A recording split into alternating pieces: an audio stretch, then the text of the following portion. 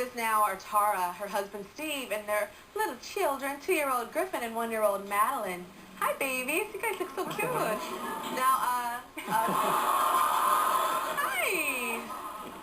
Hi. Mommy's a germaphobe, huh? Okay, yeah, Mom's a germaphobe, Tyra, and she admits that her phobia has worsened since the birth of her kids. And Steve agrees that his wife's germ phobia has worsened and that it's straining the marriage. Also with us is our very own Dr. Germ here, still with us. Okay, so how did the phobia get worse, Tyra, after the babies? Well, I worked in an office, and so I never liked touching, you know, the elevator handles and the keyboards, all that stuff. I had a feeling it was bad, but when Griffin was born, I worried about his immune system, and I knew that I was going to have to be careful. When people came to the hospital when he was first born, we always had the hand sanitizer out, and when people came to the house at first, I was pretty bad about making people wash their hands before they held him and touching his hands and that kind of thing. Okay, but that's kind of normal. Yeah. But tell me what you do with the toys when other kids come over.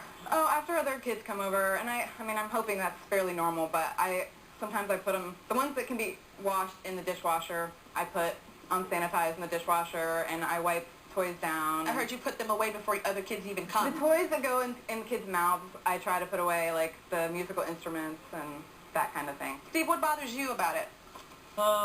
You know, when we first started having kids and Griffin came along, I remember, you know, you get to a point where, you know, your kid can play on a playground equipment.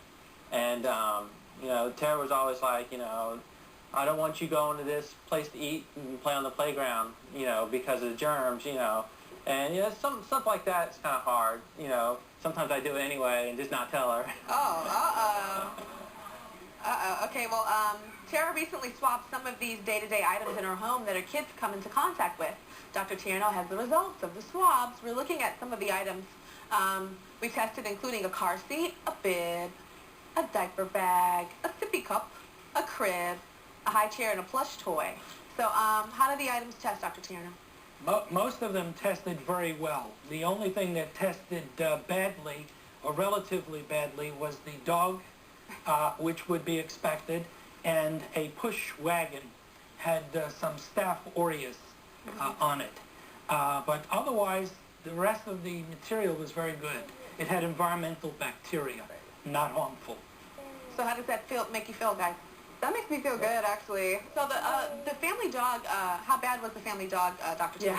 Well, the dog had some Pasteurella, and it had some other flora that potentially could be harmful.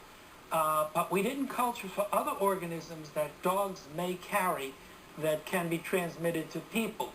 The important point here is to make sure the dog is under a vet's care and has all the inoculations needed, and he'll be all right.